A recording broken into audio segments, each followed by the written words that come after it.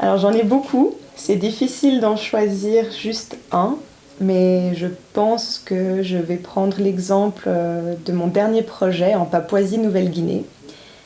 C'était un projet en partenariat avec City Mission, une organisation qui est active en Papouasie-Nouvelle-Guinée depuis plus de 30 ans, pour soutenir des jeunes défavorisés, souvent qui vivent dans la rue et qui ont une chance d'intégrer un programme de formation professionnelle et de resociabilisation grâce à City Mission. Donc City Mission offrait déjà des formations professionnelles en menuiserie, électricité,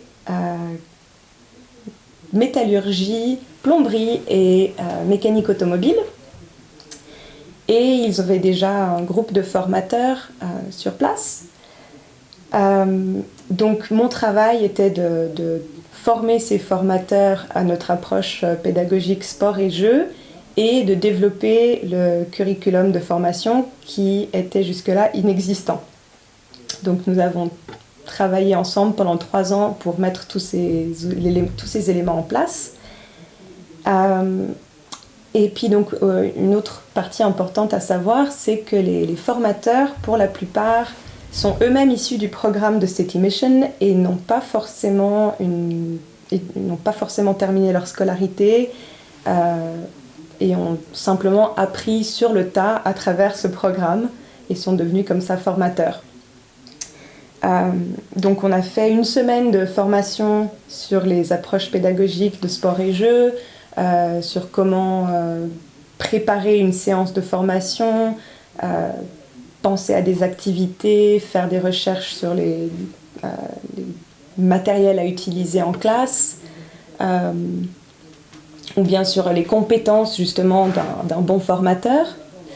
Et après cela, j'ai pu offrir un accompagnement pour chacun. Donc après la théorie, on a fait un accompagnement en classe pour que les formateurs puissent mettre en pratique ces différentes méthodes pour la première fois et tester certaines activités auprès des jeunes. Et j'ai ce souvenir assez incroyable vraiment dans chaque classe de voir la réaction des jeunes qui, pour la première fois, entendent leur formateur qui leur demande par exemple de se lever et de se passer une balle en classe ou de se mettre en équipe pour voir laquelle sera la plus rapide à assembler des pièces de tuyauterie. Et cette transformation dans leur regard et dans leur comportement en classe, ils sont passés de cet état de surprise, ils n'étaient pas très sûrs de ce que leur demandait leur enseignant. Et après quelques minutes, une fois qu'ils étaient dans l'activité, ils étaient vraiment engagés, souriants, heureux de participer. Et ça, c'était assez impressionnant à voir à quel point la transformation était rapide. Et j'avais encore plus de plaisir à parler avec les formateurs par la suite, qui me disaient ça c'est exceptionnel, ils étaient souvent peu confiants, ils manquaient d'assurance dans leurs compétences. Certains n'étaient même pas sûrs qu'ils étaient formateurs, ils pensaient qu'ils étaient simplement plombiers ou menuisiers et ils ne se rendaient pas forcément compte qu'ils par la transmission de leurs connaissances, ils enseignaient.